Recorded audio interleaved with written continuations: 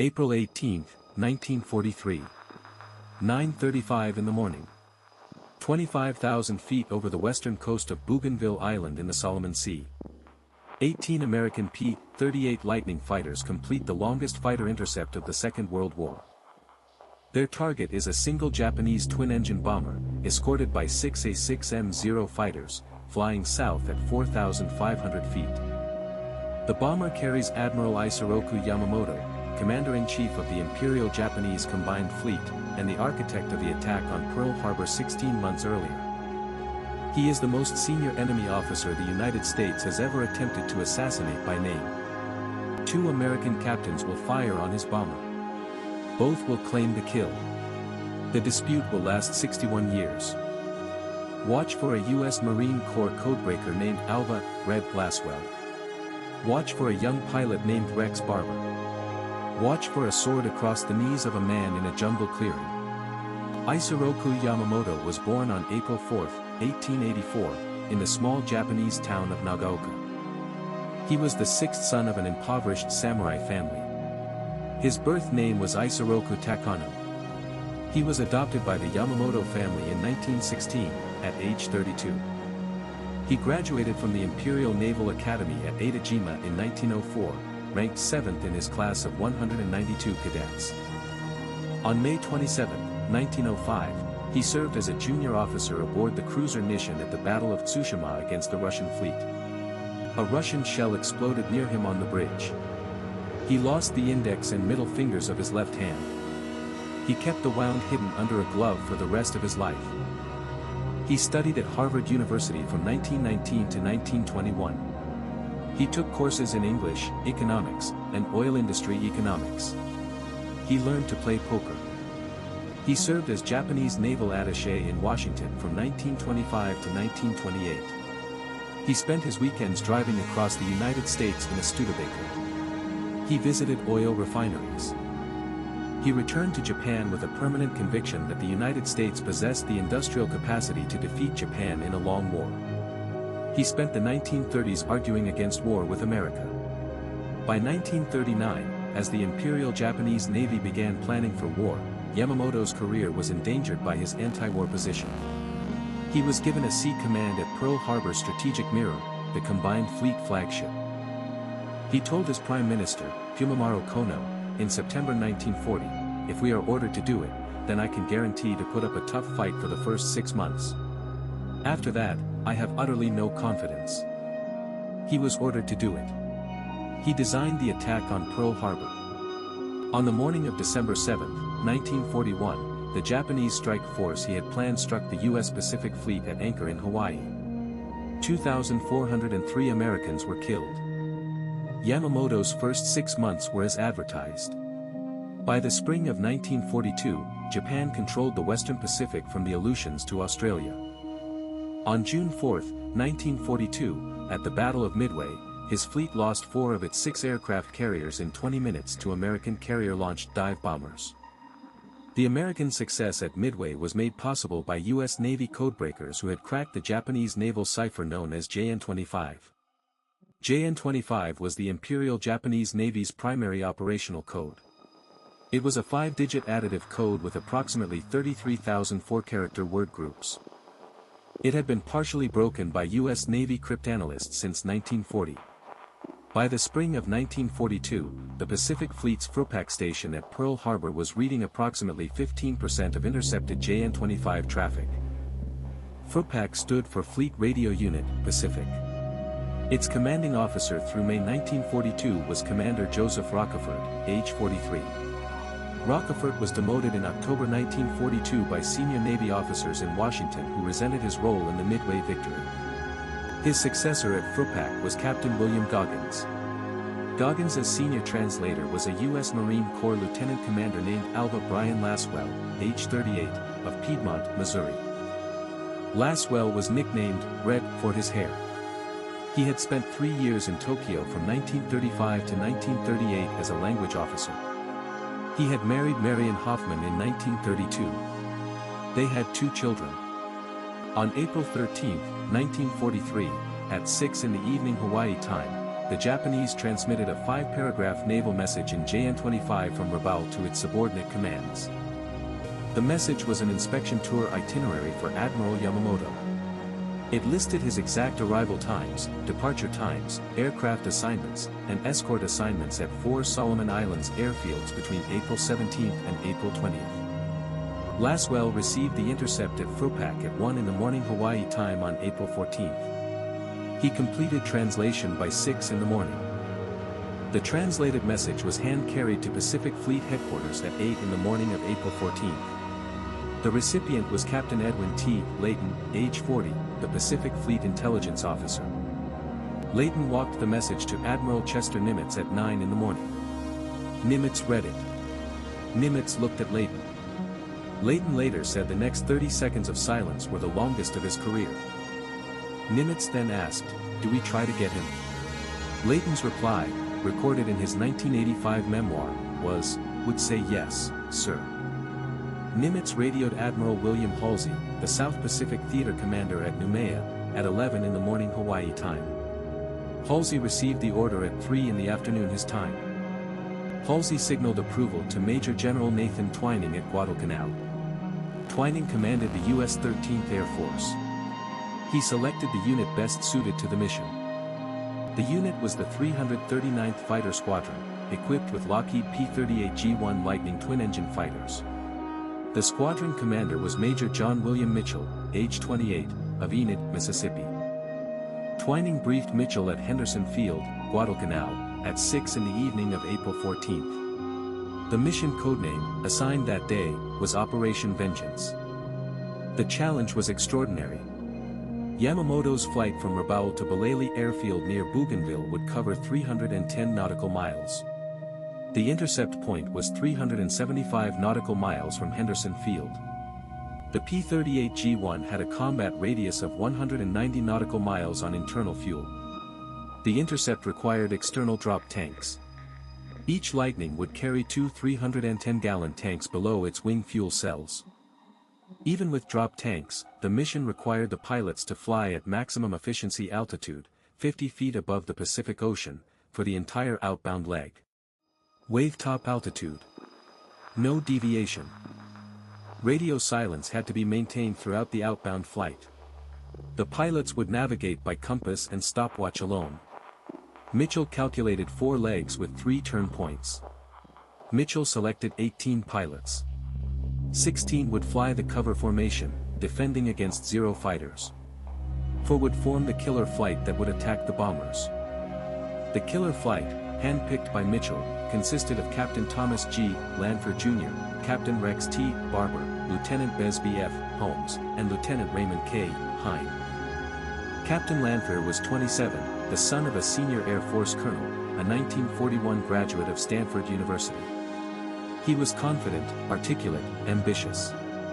He was, in the recollection of his squadron mates, the best pilot in the squadron, and he knew it. Captain Rex Barber was 26, of Culver, Oregon. He had grown up on a wheat farm. He had attended Oregon State College for 3 years before enlisting. He was quiet, competent, and unimpressed by Lanphier. Holmes was a Marine, age 25. Hine was 23, a junior P-38 pilot. They were the second pair, designated to attack the second bomber. Mitchell briefed the killer flight at midnight on April 17. He drew the timing diagram on a piece of plywood. He had calculated the intercept window at 3 minutes. Yamamoto's 2 G4M Bettys would be at 4,500 feet at exactly 9:35 in the morning, 3 nautical miles inland from the western Bougainville coastline. Mitchell's 18 P-38s would be at 20,000 feet, having climbed from wave top in the final 15 minutes of approach. They would arrive at the intercept point at 9:34. The 4 killer flight Lightnings would dive on the bombers from above and behind. The 14 cover Lightnings would engage the 6 Zero fighters. The mission window from first contact to bingo fuel was approximately 6 minutes. There was a final consideration. The mission could not appear to depend on intelligence. If Yamamoto were ambushed at the precise time and place his itinerary specified, the Japanese might suspect their JN-25 code had been broken. The cover story, prepared by Mitchell and approved by Nimitz, was that the 18 P-38s had been on a routine fighter sweep over the Solomon Islands and had encountered the Yamamoto flight by chance. April 18, 1943. 5:30 in the morning. Henderson Field, Guadalcanal. The 18 pilots of the 339th Fighter Squadron eat breakfast at the Marine Officers' Mess. They walk to the airfield revetments at 6:15. Each pilot performs a personal pre-flight inspection of his Lightning. Mitchell checks his own aircraft last. The 18 P-38s begin their engine starts at 7:08. They taxi to the Henderson Field runway in 3 flights of 6. Mitchell leads the first flight. The first P-38 is airborne at 7:25 in the morning of April 18th. The last is airborne at 7:28. Total mission time, from takeoff to expected return, is 4 hours and 40 minutes. The 18 Lightnings climb to 1,000 feet, then descend to 50 feet over the Pacific. They form into a loose 3-flight echelon. They begin the 4-leg navigation course Mitchell has calculated. Leg 1, a course of 265 degrees magnetic for 183 nautical miles. Leg 2, a course of 305 degrees for 88 nautical miles. Leg 3, a course of 020 degrees for 125 nautical miles. Leg 4, a course of 310 degrees for 16 nautical miles to the intercept point, 3 nautical miles inland from the Empress Augusta Bay coastline of Bougainville Island. The cockpit temperatures, at 50 feet altitude in the equatorial sun, climb to 50 degrees Celsius. The pilots carry no water.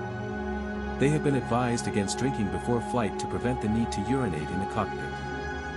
By 8 in the morning, 3 of the 18 pilots are mildly dehydrated. 2 have begun to cramp in their right calves from rudder pressure. None of them break radio silence. At 9:15, Mitchell signals the formation to climb. The 18 Lightnings ascend from 50 feet to 20,000 feet over a 4-minute climb. They burn approximately 20% of their remaining fuel in the climb. At 9:34 in the morning, exactly 1 minute ahead of his calculated intercept time, Major Mitchell radios a single word in the clear. The word is, tally-ho. Below the 18 American Lightnings, climbing south at 4,500 feet, are 2 Mitsubishi G4M Type 1 Betty bombers and 6 A6M Zero fighters in escort. Yamamoto is in the lead Betty. His Chief of Staff, Vice Admiral Mato Mugaki, is in the second Betty, 200 meters astern. The killer flight, Lanphier, Barber, Holmes, Hine, drops external tanks and dives. The 14 cover Lightnings climb to engage the 6 Zeros above the bombers. Lieutenant Holmes' external tanks fail to release. He cannot dive cleanly. He pulls back. Lieutenant Hine stays with him as wingman. Captain Lanphier and Captain Rex Barber continue the dive on the 2 Betty bombers. They are now the only 2 Lightnings in attack position. They have approximately 90 seconds to engage. Lanphier breaks left to engage 2 of the Zero fighters that have begun to dive on the killer flight from above. Barber continues straight at the lead Betty. Barber opens fire on the lead Betty at a range of approximately 200 meters from the bomber's right rear. He fires a 5-second burst from his 4.50 caliber machine guns and his single 20mm cannon. His rounds strike the Betty's right engine, the right wing root, and the rear fuselage. The Betty's right engine catches fire. The Betty rolls slowly to the right.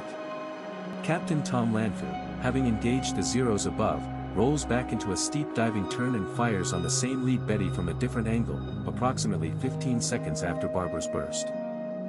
The Betty falls toward the Bougainville jungle. Both Lanphier and Barber later claim the kill. Both will, separately, watch the bomber strike the canopy of the rainforest below. The Betty crashes at 9:38 in the morning, 3 nautical miles inland from the Empress Augusta Bay coastline, in a stand of mahogany and breadfruit trees. The impact starts a fire visible from 20,000 feet above. Aboard the lead Betty at the moment of crash were 11 men. The pilot, Flight Petty Officer First Class Takashi Kotani. The co-pilot, Flight Petty Officer Hiroshi Hayashi. 6 other crew. 3 passengers, including Yamamoto. All 11 men in the lead Betty were killed in the crash. Yamamoto's body was thrown clear of the wreckage by the impact. He came to rest in an upright seated position approximately 12 meters from the burning fuselage. Meanwhile, the second Betty, carrying Vice Admiral Mato Mugaki, turned hard left toward the open sea, attempting to escape over Empress Augusta Bay. Lieutenant Holmes and Lieutenant Hine, their drop tanks finally released, intercepted the second Betty over the bay at 9:42. Holmes opened fire from astern. The Betty's left engine caught fire. The second Betty crashed into the sea at 9:43, approximately 1 nautical mile offshore. 8 of the 11 men aboard were killed. 3 survived, including Vice Admiral Ugaki. Ugaki was rescued by a Japanese patrol boat at 4 in the afternoon. He had a broken right arm, a broken right leg, and severe burns on his face and neck. He would survive the war. He would commit ritual suicide in his aircraft over Okinawa on August 15, 1945. Lieutenant Raymond K. Hine, age 23, of Indiana, did not return to Henderson Field. His Lightning was last seen south of Empress Augusta Bay at approximately 9:45. He was the only American casualty of Operation Vengeance. Mitchell's 17 surviving Lightnings reformed and flew the long return leg to Henderson Field. They landed between 11:30 and 11:45 in the morning. On debrief, both Captain Lanphier and Captain Barber claimed they had personally shot down Yamamoto's Betty. Mitchell credited both. The squadron's after-action report, filed at 3 in the afternoon of April 18, recorded a single, shared kill. The Pacific Fleet, however, needed a single named pilot for the press release. Lanphier, more senior and more articulate, was selected by Squadron Public Affairs Officer Major Louis Kittle for primary credit. The press release was, however, delayed. To protect the JN-25 intelligence source, the U.S. Navy did not publicly announce Yamamoto's death. The cover story of a chance encounter depended on Japanese ignorance of the code break. Japan announced Yamamoto's death on May 21, 1943. The announcement was made by Japanese state radio at noon Tokyo time. The announcer's voice broke twice during the announcement. The body of Admiral Yamamoto had been recovered by a Japanese Army search party led by Lieutenant Hamasuna Yutaka of the Imperial Japanese Army's Solomon Islands Garrison Force on the afternoon of April 19, 1943. Hamasuna's search team had cut through 11 kilometers of dense Bougainville jungle in 26 hours to reach the crash site. They had been guided by the smoke pillar that had risen from the burning Betty for approximately 6 hours after impact. When Hamasuna reached the clearing on the morning of April 19, he found the Betty's wreckage scattered across an area of approximately 40 meters by 60 meters. 10 bodies were among the wreckage. The 11th body, that of Yamamoto, was 12 meters from the largest piece of the fuselage, in a small clearing where the canopy had broken open at impact.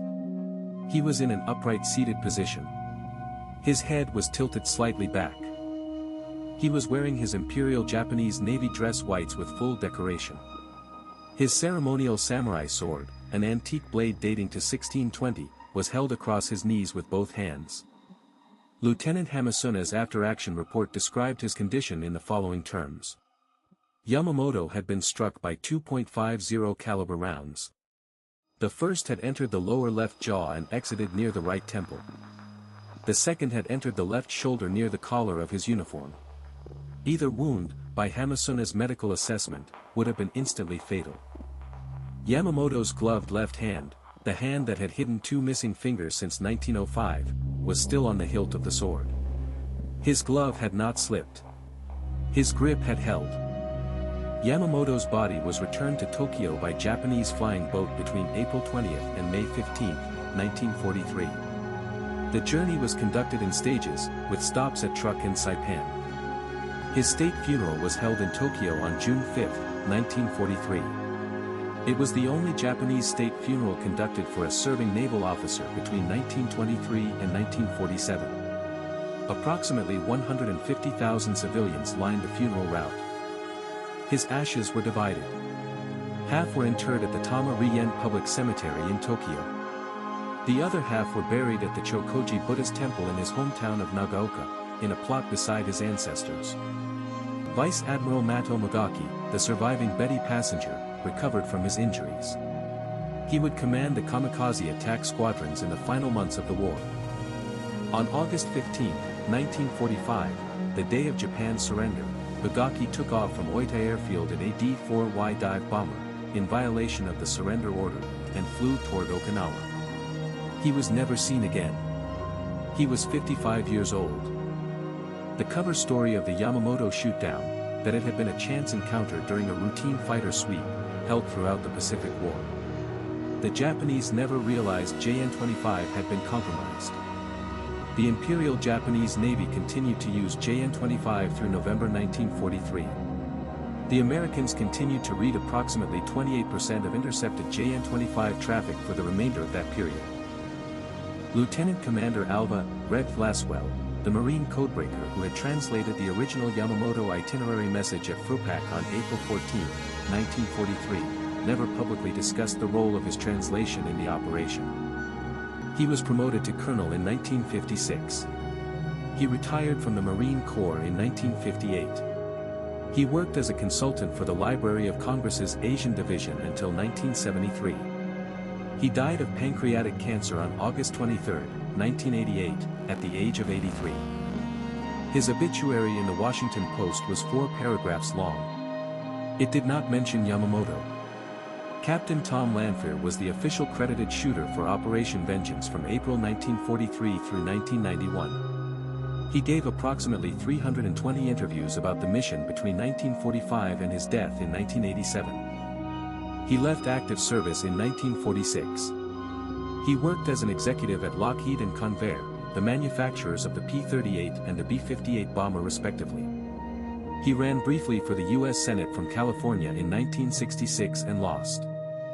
Captain Rex Barber, the second pilot who had claimed the Yamamoto kill, returned to Oregon after the war. He worked as a schoolteacher and farmer in Madras, Oregon, for 41 years. He gave fewer than 10 interviews on the mission between 1945 and 1990.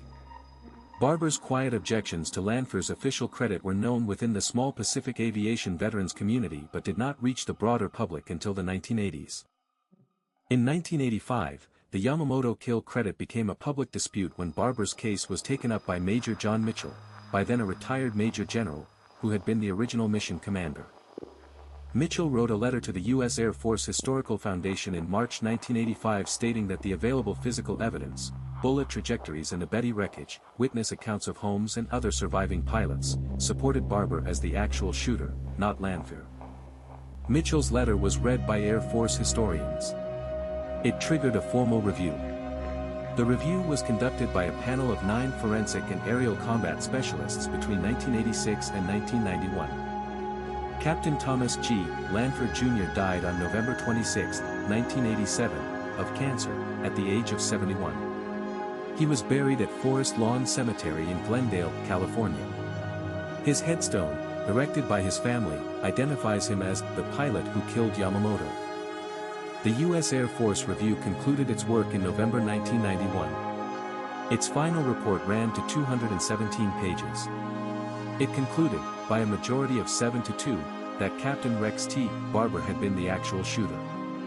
The conclusion was based on 3 findings. First, the bullet entry angles in the Betty's right engine wreckage, recovered from the Bougainville crash site by an Australian survey team in 1972, indicated a 5-degree down attack approach inconsistent with Lanphier's described firing position.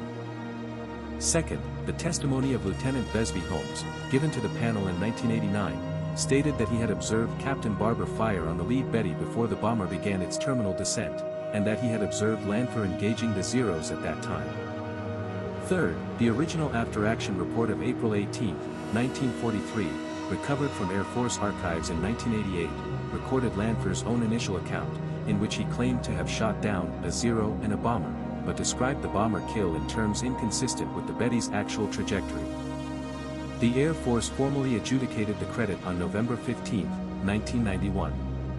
The official Air Force credit was changed to shared between Captain Lanphier and Captain Barber, with primary credit assigned to Barber. Captain Rex Barber, then 74, attended the ceremony in Washington in person. He gave one public statement, which was 3 sentences long. It read, "I have waited 48 years to hear that. The waiting was harder than the flying. Thank you. Captain Rex Barber died of natural causes at his Madras, Oregon farm on July 26, 2001, at the age of 84. His headstone, in the Madras Cemetery, lists his Yamamoto credit officially. It reads, Pilot, Yamamoto shootdown, April 18, 1943. Major General John W. Mitchell, the mission commander, died on November 15, 1995, at the age of 81. He had defended Captain Barber's case until his death. His own grave, at Arlington National Cemetery, simply identifies him as Mission Commander, Operation Vengeance. The wreckage of Admiral Yamamoto's Betty bomber remains, in 2026, in the Bougainville jungle at the original April 1943 crash site. It has not been disturbed since 1972. The site is approximately 3 nautical miles inland from the village of Aku, in Bougainville's Pangana district. It is reached by a one-day walk from the nearest road. It is unmarked, by request of the Yamamoto family in 1985. Sections of the bomber's right engine, recovered by the 1972 Australian survey, are on permanent display at the Australian War Memorial in Canberra. They include the engine's bullet-pierced cylinder block. Yamamoto's antique 1620 samurai sword, recovered from his body by Lieutenant Hamasuna at the crash site, was returned to the Yamamoto family in Tokyo in May of 1943. It is, in 2026, on display at the Tama Rien Cemetery Memorial Museum. The display label, in Japanese and English, reads simply, worn by Admiral Isoroku Yamamoto on the morning of his death, April 18, 1943. Returned to the family by Lieutenant Hamasuna Yutaka. Hamasuna himself survived the Pacific War. He was repatriated from Bougainville to Japan in November 1945. He worked as an Osaka middle school teacher for the next 38 years. He died in 1983, age 71. He never spoke publicly about finding Yamamoto's body.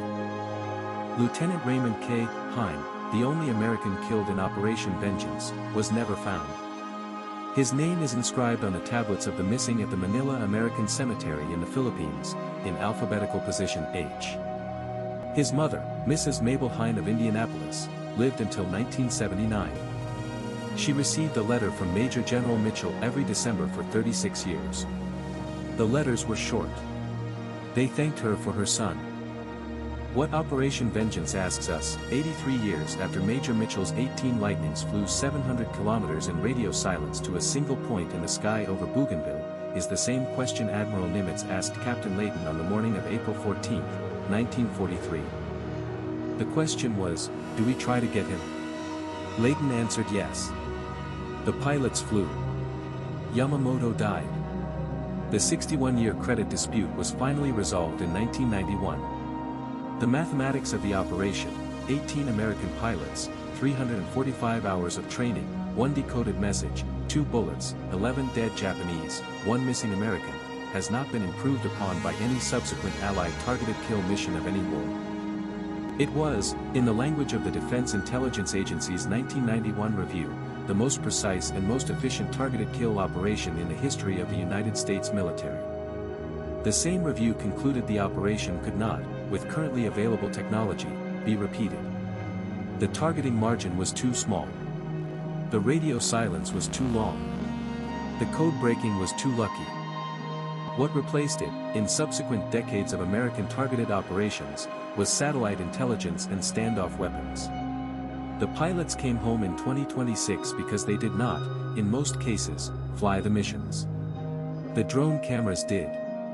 The 339th Fighter Squadron's 18 P-38s flew the way pilots used to fly. They were, in retrospect, the last of their kind. So this is the question Operation Vengeance leaves us with, 83 years after April 18, 1943. Laswell answered with silence. Mitchell answered with a 1985 letter. Barber answered with 3 sentences in 1991. Yamamoto, in the moment between Barber's burst and the impact in the Bougainville jungle, did not have time to answer anything. He died with his sword across his knees, his glove still on his hand. His country did not learn for 33 days that he was dead. His ashes, in 2026, are in 2 places. one in Tokyo. One in Nagaoka. The samurai sword is in the third. The wreckage of his bomber is in the fourth. The pilots who killed him are in the fifth. And the codebreaker who made it all possible is in the sixth. They are, in the arithmetic of the Pacific War, the 6 points of one of the cleanest closed circles the war ever drew.